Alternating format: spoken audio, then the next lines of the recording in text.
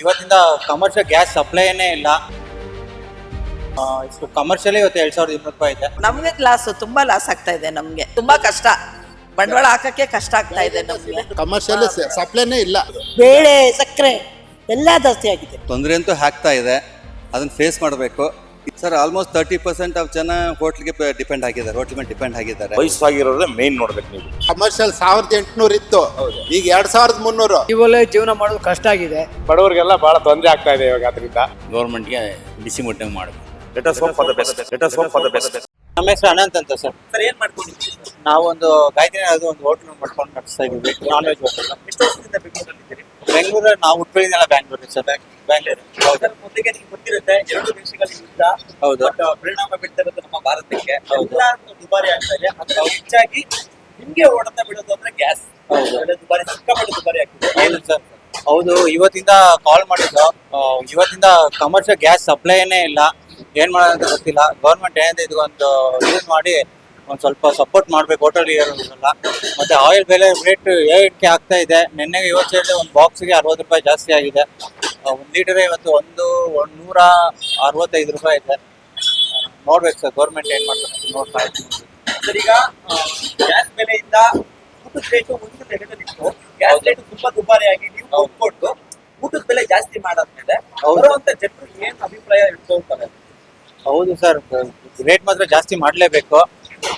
ಗ್ರಾಹಕರಿಗೆ ಏನ್ ಹೇಳೋದು ಅಂತ ಗೊತ್ತಿಲ್ಲ. ನೋಡ್ಬೇಕು ಸರ್, ಹೇಗೆ ರೆಸ್ಪಾನ್ಸ್ ಮಾಡ್ತಾರೆ ಅಂತ ನೋಡ್ಬೇಕು ಸರ್.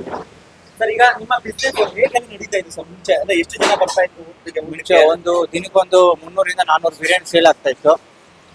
ಇವಾಗ ಬೆಲೆ ಏರಿಕೆ ಮಾಡಿದಷ್ಟು ನೋಡ್ಬೇಕು ಎಷ್ಟಾಗುತ್ತೆ ಅಂತ. ಮತ್ತೆ ಮತ್ತೆ ಬೀಳೋದು ಗ್ಯಾರಂಟಿ. ನೋಡ್ಬೇಕು ಸರ್ ಏನಾದ್ರು. ನಿಮ್ಗೆ ಏನಾದ್ರು ಅನ್ಸುತ್ತಾ ಈ ತರ ಮಾಡಿದ್ರೆ ಒಳ್ಳೇದಾಗ್ಬೋದು ಅಂತ? ಏನಾದ್ರು ಪರಿಹಾರ ನಿಮ್ಗೆ ಏನಾದ್ರು ಸ್ವಲ್ಪ ಪರಿಹಾರ ಅಂದ್ರೆ ಗೌರ್ಮೆಂಟ್ ಕಡೆಯಿಂದನೇ ಏನಾದ್ರು ಮಾಡಿ ಮಾತಾಡಿ ಇದು ಮಾಡ್ಬೇಕು. ಯಾಕಂದ್ರೆ ಸಡನ್ ಆಗಿ ರೇಟ್ ಜಾಸ್ತಿ ಮಾಡ್ತಾರೆ. ಒಂದು ಗ್ಯಾಸ್ಗೆ ಇವತ್ತು ಕಮರ್ಷಿಯಲ್ ಇವತ್ತು 2200 ರೂಪಾಯಿ ಇದೆ. ಹೌದು, ತುಂಬಾ ಕಷ್ಟ ಆಗ್ತಾ ಇದೆ ಹೋಟ್ಲ್ ನಡೆಸೋಕೆ. ನಮ್ಗೆ ತುಂಬಾ ಲಾಸ್ ಆಗ್ತಾ ಇದೆ. ನಮ್ಗೆ ಕಸ್ಟಮರ್ ಹೋಗ್ಬಿಡ್ತಾರೆ, ಆಂಟಿ ಏನ್ ಇದು ಇಷ್ಟೊಂದು ರೇಟು ಎಲ್ಲ ನಾವು ರೇಟು ಮಾರಕ್ ಆಗ್ತಾ ಇಲ್ಲ. ಅದೇ ರೇಟಿಗೆ ನಾವು ಕೊಡ್ಬೇಕು. ಕ್ವಾಂಟಿಟಿ ಕೊಡ್ಬೇಕು, ರೇಟ್ ರೀಸನಬಲ್ ಕೊಡ್ಬೇಕು. ಅದು ಎರಡರಲ್ಲಿ ಮತ್ತೆ ಬೇರೆ ಹೋಟ್ಲ್ ತರ ನಾವು ರೇಟ್ ಇಟ್ಕೊಂಡು ಮಾರಕ್ಕಾಗಲ್ಲ. ಮಾರಕ್ಕೂ ಆಗಲ್ಲ. ನಮ್ದೆಲ್ಲ ಒಂದು ತಳ್ಳಗಾಡಿ ರೇಟ್ ಏನಿದೆ ಆ ರೇಂಜ್ ಅಲ್ಲಿ ಮಾಡ್ತೀವಿ. ಮಾಡ್ತಾ ಇದೀವಿ ನಾವು. ಈಗ ನಾವು ಅದಕ್ಕೆ ಮೇಲೆ ಮಾರಿ ವ್ಯಾಪಾರ ಮಾಡಕ್ ಸಾಧ್ಯನೇ ಇಲ್ಲ. ಈಗ ಮುಂದೆ ಬರೋ ಅಂದ್ರೆ ಊಟಕ್ಕೆ ಬರೋರು ಅವರೆಲ್ಲ ಹೇಗೆ ಇದು ಮಾಡ್ಕೊತಾರೆ? ನೀವ್ ಏನಂತ ಹೇಳ್ತೀರಾ? ನಾವು ಏನು ಹೇಳಕ್ಕಾಗಲ್ಲ. ಎಲ್ರಿಗೂ ಅರ್ಥ ಆಗಿರ್ತದೆ ಅರ್ಥ ಪರಿಸ್ಥಿತಿ. ಆಗಿರುತ್ತೆ, ಅವ್ರಿಗೂ ಅರ್ಥ ಆಗಿರತ್ತೆ.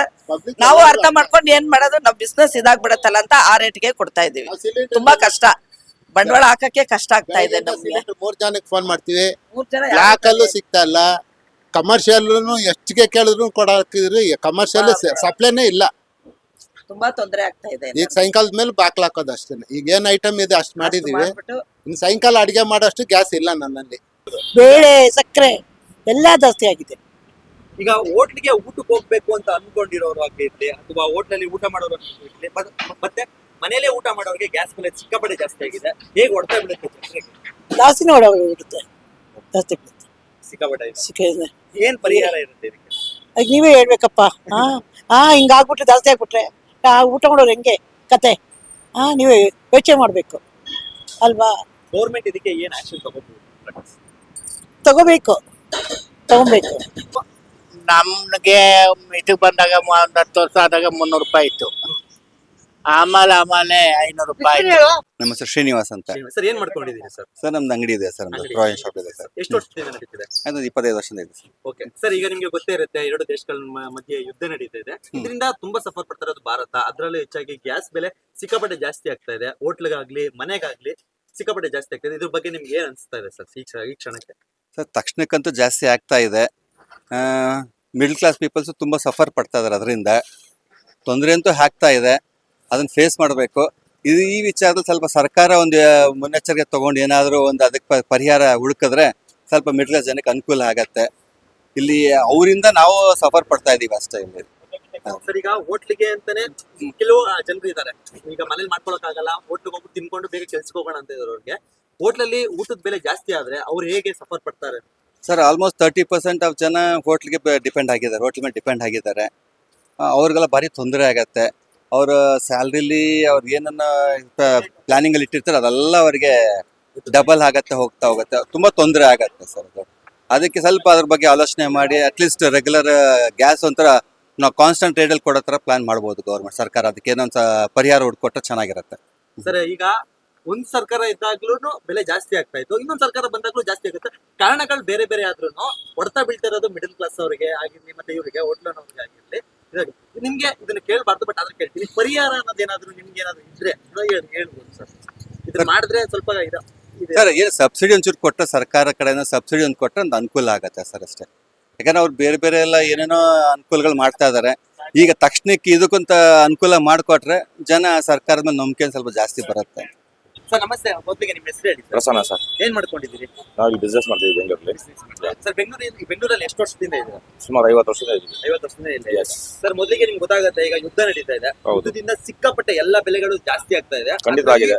ತುಂಬಾ ಮೇಜರ್ ಆಗಿ ಬಂದು ಗ್ಯಾಸ್. ಹೌದು, ಈಗ ಹೋಟ್ಲ್ ಗ್ಯಾಸ್ ಆಗ್ಲಿ, ಪೆಟ್ರೋಲ್ ಆಗ್ಲಿ, ಡೀಸೆಲ್ ಆಗ್ಲಿ, ಎಲ್ಲ ದುಬಾರಿ ಆಗ್ತದೆ. Everyday. ಗ್ಯಾಸ್ ಬೆಲೆ ಸಿಕ್ಕಾಪಟ್ಟೆ ದುಬಾರಿ ಇರೋದ್ರಿಂದ ಹೋಟ್ಲುಗಳೆಲ್ಲ ಮುಚ್ಚುತ್ತಾ ಇದ್ದಾರೆ. ಖಂಡಿತ. ಏನ್ ಅನ್ಸುತ್ತೆ ಸರ್? ಪಾಪ ಬೇರೆ ಊರಿಂದ ಬಂದಿರೋರು ತೊಂದರೆ ಆಗುತ್ತೆ ಊಟಕ್ಕೆ. ಬೆಂಗಳೂರು ಕೆಲ್ಸಕ್ಕೆ ಬಂದಿರ್ತಾರೆ, ಇಲ್ಲ ಏನೋ ನೋಡಕ್ ಬಂದಿರ್ತಾರೆ, ಊಟ ಇಲ್ಲ ಅಂತಂದ್ರೆ ಅವ್ರಿಗೆ ತುಂಬಾನೇ ತೊಂದರೆ ಆಗುತ್ತೆ. ಸೊ ಆದಷ್ಟು ಸರ್ಕಾರ, ರಾಜ್ಯ ಸರ್ಕಾರ ಆಗ್ಲಿ, ಕೇಂದ್ರ ಸರ್ಕಾರ ಆಗ್ಲಿ ಸ್ವಲ್ಪ ಗಮನ ತಗೊಂಡು ಪಾಪ ಬಡವರಿಗೆ ಮಾಡ್ಕೊಡ್ಬೇಕು. ಏಕ್ದಮ್ ಒಂದೇ ಸತಿ 115 ರೂಪಾಯಿ ಮಾಡೋದು ತುಂಬಾ ಅಫೋರ್ಟಬಲ್ ಏನಲ್ಲ ಅನ್ಸುತ್ತೆ ಇದು. ಸರ್ ಈಗ ನಿಮ್ಗೆ ಗೊತ್ತಿರುತ್ತೆ, ಬ್ಯಾಚುಲರ್ಸ್ಗಳು ಪಟ್ಟಂತ ಹೋಗಿ ಅಡಿಗೆ ಮಾಡ್ಕೊಳ್ದೆ ಹೋಟ್ಲಿಗೆ ಹೋಗ್ಬಿಟ್ಟು ಹೋಗ್ತಾರೆ. ಬಟ್ ಅವ್ರದ್ದು ಬಿಡಿ, ಮುಚ್ಚುತ್ತಾ ಇದ್ದಾರೆ. ಈಗ ಅವ್ರದ್ದು ಬಿಡಿ, ಔಟ್ ಸೈಡರ್ಸ್ ಹುಡುಗರದ್ದು ಬಿಟ್ಬಿಡಿ, ಅವ್ರದ್ದೇನು ತೊಂದರೆ ಇಲ್ಲ. ಪಾಪ ವಯಸ್ಸಾಗಿರೋರ್ದು ಹೇಳಿ, ವಯಸ್ಸಾಗಿರೋದೇ ಮೇನ್ ನೋಡ್ಬೇಕು ನೀವು. ಹುಡುಗರು ಇವತ್ತು ತಿನ್ಕೊಂಡಿರ್ತಾರೆ, ಇಲ್ಲ ಏನೋ ಮಾಡ್ಕೊಂಡಿರ್ತಾರೆ. ಆ ವಯಸ್ಸಾಗಿರೋದು ಸ್ವಲ್ಪ ಪ್ರೋತ್ಸಾಹ ಮಾಡ್ಬೇಕು. ಸರ್ಕಾರದಾಗ್ಲಿ, ರಾಜ್ಯ ಸರ್ಕಾರ ಆಗಲಿ, ಇಲ್ಲ ಕೇಂದ್ರ ಆಗಲಿ, ಊಟದ ವ್ಯವಸ್ಥೆಗೆ ಸ್ವಲ್ಪ ಮಾಡ್ಕೊಡ್ಬೇಕು. ಸರ್ ಈಗ ಮನೆಗೂ ಅಷ್ಟೇ, ಮನೆ ತಗೋಬರೋ ಗ್ಯಾಸ್ ಕೂಡ ಅದು ತೊಂದರೆ ಇದೆ, ಇಲ್ಲ ಅಂತಲ್ಲ, ಅದು ತೊಂದರೆ ಇದೆ. ಆದಷ್ಟು ನಿಯಂತ್ರಿಸ್ಬೇಕಷ್ಟೇ. ನಿಮ್ ಪ್ರಕಾರ ಏನು ಸೊಲ್ಯೂಷನ್ ಇದೆ ಸರ್ ಇದಕ್ಕೆ? ಅಂದ್ರೆ ಪರಿಹಾರ ಏನ್ ಸಿಗ್ಬಹುದು? ಯಾವ ರೀತಿ ಪರಿಹಾರ? ಈಗ ಅಲ್ಲಿ ಯುದ್ಧ ಆಗಿದ್ರೆ ನಾವೇನ್ ಪರಿಹಾರ ಘೋಷಕ್ಕಾಗಲ್ಲ. ಎವ್ರಿ ಡಿಸ್ಟಿಂಗ್ ಪ್ರಪಂಚದಲ್ಲೂ ಎಲ್ಲ ಕಡೆನೂ ಅಲ್ಲಲ್ಲ ಕಲ್ಲನೆ. ಆದಷ್ಟು ಯುದ್ಧ ನಿಲ್ಲಿಸಿ ಒಂದು ನಾರ್ಮಲ್ ಸ್ಟೇಜ್ ಬರಂಗ್ ಮಾಡ್ಬೇಕು ಅಷ್ಟೇ. ನೀನ್ ಮಾಡೋಕ್ಕಾಗಲ್ಲ. There is no other go, I think. ಯಾಕಂದ್ರೆ ನಾನೇನು ಅಂತ ದೊಡ್ಡ ಮನುಷ್ಯ ಅಲ್ಲ ಹೇಳೋದಕ್ಕೆ. ನೋಡೋಣ, let us hope for the best. ನಾವು ಒಂದು 8-10 ವರ್ಷದಿಂದ ಮಾಡ್ತಿದೀವಿ. ಓಕೆ, ಅವಾಗ ಗ್ಯಾಸ್ ಬೆಲೆ ಅಷ್ಟೊಂದು ಇದಿರ್ಲಿಲ್ಲ, ನಾರ್ಮಲ್ ಆಗಿತ್ತು. ತಿಂಡಿ ಬೆಲೆ ಕೂಡ ಕಮ್ಮಿ ಇತ್ತು. ಇವಾಗ ಅಂದ್ರೆ ನೋಡದೆ ಗೊತ್ತಿರುತ್ತೆ ನಿಮಗೆ, ಯುದ್ಧದಲ್ಲಿ ಗ್ಯಾಸ್ ರೇಟ್ ತುಂಬಾ ಜಾಸ್ತಿ ಆಗ್ತಿದೆ. 115 ರೂಪಾಯಿ ಜಾಸ್ತಿ ಆಗ್ತಾ ಉಂಟು. 115 ಅಲ್ಲ, ಕಮರ್ಷಿಯಲ್ 1800 ಇತ್ತು. ಹೌದು. ಈಗ 2300. 2300 ಇದ್ರು ಬೇಕು ಅಂದ್ರೆ ಅದು ಇಲ್ಲ. 2300 ಇಲ್ಲ. ಕಮರ್ಷಿಯಲ್ ಇನ್ನು ಪ್ರೈವೇಟ್ ಕೇಳಿದ್ರೆ 2500 ಮೇಲೆ ಹೇಳ್ತಾ ಇದ್ದಾರೆ. ಅದನ್ನ ಏನ್ ತಂದು ನಾವು ಈ ಸಣ್ಣ ಪುಟ್ಟ ಹೋಟ್ಲನ್ನ ಏನ್ ನಡೆಸಿ ಏನ್ ಲಾಭ ತೆಗೆಯೋದು? ಹೌದು. ಮೊದ್ಲಿಗೆ ಬಿಸ್ನೆಸ್ ಸ್ವಲ್ಪ ಚೆನ್ನಾಗ್ ಆಗ್ತಾ ಇತ್ತು, ಯಾಕೆಂತಂದ್ರೆ ಹೋಟ್ಲಿಗೆ ಬಂದು ಊಟ ಮಾಡ್ತಾ ಇದ್ರು ಜನರು. ಅವೆಲ್ಲ ಈ ತಿಂಡಿ ಬೆಲೆ ಜಾಸ್ತಿ ಆಗುತ್ತೆ, ಇನ್ನು ಸಿಕ್ಕಾಪಟ್ಟೆ ಬರಲ್ಲ, ಯಾರು ಬರಲ್ಲ. ಎಲ್ಲ ಬೆಲೆ ಕೇಳ್ಕೊಂಡು ವಾಪಸ್ ಹೋಗ್ತಾರೆ, ಬೇರೆ ಹೋಟ್ಲಿಗೆ ಹೋಗ್ತಾರೆ. ಬರಲ್ಲ, ಕೇಳ್ತಾರೆ. 2 ರೂಪಾಯಿ ಜಾಸ್ತಿ ಹೇಳಿದ್ರು ಪಕ್ಕದ ಹೋಟ್ಲಿಗೆ ಹೋಗ್ತಾರೆ. ಹೌದು. ಅಲ್ಲೋಗಿ ಅವರು ಅದೇ ರೇಟ್ ಇನ್ನೊಂದು ಹೋಟ್ಲಿಗೆ ಹೋಗ್ತಾರೆ. ಆತರ ಕೆಲವು ಗಿರಾಕಿ ವಾಪಸ್ ಹೋಗ್ಬಿಡ್ತಾರ. 2 ರೂಪಾಯಿ ಜಾಸ್ತಿ ಮಾಡ್ರು ವಾಪಸ್ ಏನಕ್ಕೆ ಅಂತ ಕೇಳ್ತಾರೆ. ನಾವು 100 ಜನಕ್ಕೆ ಕೇಳ್ಬೇಕಾಗ್ತದೆ. ಇವಾಗ ನಾವು ಗ್ಯಾಸ್ ಕೊಟ್ಟಿ ಅದು ಕೊಟ್ಟಿ ಅಂದ್ರೆ ಅವ್ರು ಕೇಳಲ್ಲ. ನಾವ್ ಏನ್ ಕೊಡ್ತಾ ಇದ್ದೋ ಅದೇ ರೇಟ್ ಕೊಡಿ ಅಂತ ಕೇಳ್ತಾರೆ ಅಷ್ಟೇ. ಸರ್ ಈಗ ಕಾರಣಕ್ಕೆ ಯಾರ್ ಕಾರಣ ಆಗ್ಬೋದು ಸರ್? ಈಗ ಜಾಸ್ತಿ ಆಗ್ತದೆ, ಯಾರು? ಕೇಂದ್ರ ಸರ್ಕಾರನ, ರಾಜ್ಯ ಸರ್ಕಾರ? ನಾವ್ ಯಾರನ್ನ ಹೇಳಕ್ಕಾಗಲ್ಲ. ಟ್ರಂಪ್ನೇ ಕೇಳ್ಬೇಕೀಗ. ಈಗ ಟ್ರಂಪ್ನವ್ರ ಕೈಯಲ್ಲಿರೋದು, ಮೋದಿ ಕೈಯಲ್ಲಿ ಇಲ್ಲ. ಈಗ ಸರ್ ಏನ್ ಮಾಡಕ್ಕಾಗ್ತದೆ? ಮುಂದೆ ಬಿಸ್ನೆಸ್ ಎಲ್ಲ ಹೇಗೆ ಇದನ್ ಮಾಡ್ತೀರಿ ಸರ್? ಈಗ ಗ್ಯಾಸ್ ಬೆಲೆ ಜಾಸ್ತಿ ಆಗಿದೆ, ಹೇಗೆ ಇವತ್ತು ಅರ್ಧ ಸಿಲಿಂಡರ್ ಇದೆ, ಖಾಲಿ ಆಗೋವರೆಗೂ ಮಾಡ್ತೀವಿ.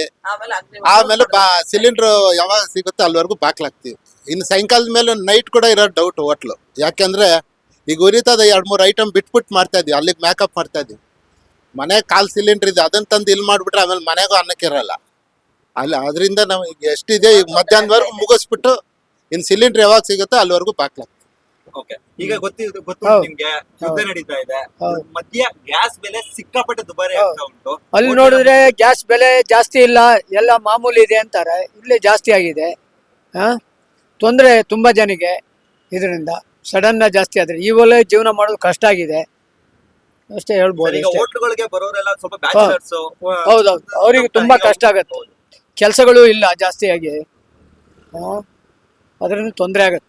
ಏನ್ ಪರಿಹಾರ ಮಾಡ್ಬೋದು ಸರ್ ನಿಮ್ ಪ್ರಕಾರ ಏನಾದ್ರು ಹೇಳ್ಬೇಕು? ಪ್ರಕಾರ ಏನ್ ಪರಿಹಾರ ಮಾಡ್ಲಿಕ್ಕಾಗತ್ತೆ? ಬದಲಿಗೆ ಏನು ಮಾಡೋಕ್ಕೆ ಆಗೋದಿಲ್ಲ ಸದ್ಯಕ್ಕೆ, ಕಷ್ಟ ಆಗುತ್ತೆ ಪರಿಸ್ಥಿತಿ. ಬದಲಿ ವ್ಯವಸ್ಥೆ ಇಲ್ಲ ಅಲ್ಲ, ಗ್ಯಾಸ್ ಬೇಕೇ ಬೇಕು ಪ್ರತಿಯೊಂದು ಮನೆಗೆ. ಕೇಂದ್ರ ಸರ್ಕಾರದವರು ಮನ್ಸು ಮಾಡ್ಬೇಕೀಗ ಅಷ್ಟೇ. ನಿಮ್ಮ ಹೆಸರು? ನಮ್ಮ ಹೆಸರು ಗಿರೀಶ್ ಅಂದ್ಬಿಟ್ಟು ಸರ್. ಗಿರೀಶ್, ಹಾ. ಏನ್ ಮಾಡ್ಕೊಂಡಿದ್ದೀರಿ ಸರ್ ಬೆಂಗಳೂರಲ್ಲಿ? ನಾವೇನಿಲ್ಲ ಸರ್, ಪೇಪರ್ ಹಾಕೊಂಡಿದ್ದೀವಿ ಅಷ್ಟೇ, ಸುಮ್ಮನೆ ಅಂಗಡಿಲಿ ಕೆಲಸ ಮಾಡ್ತೀವಿ. ಈಗ ಗ್ಯಾಸ್ ಬೆಲೆ ಎಲ್ಲ ಜಾಸ್ತಿ ಆಗಿರೋದ್ರಿಂದ ಸ್ವಲ್ಪ ಕಷ್ಟ ಆಗ್ತಾ ಇದೆ. ಏನ್ ಮಾಡ್ಬೇಕು ಅಂತ ಇನ್ನೂ ನೋಡ್ಬೇಕು. ಅದ್ರ ಬಗ್ಗೆ ಇನ್ನು ಯಾರು ಸರ್ಕಾರ ಏನು ಕ್ರಮ ಕೈಗೊಳ್ಳುತ್ತೋ ಇಲ್ವೋ ಗೊತ್ತಿಲ್ಲ.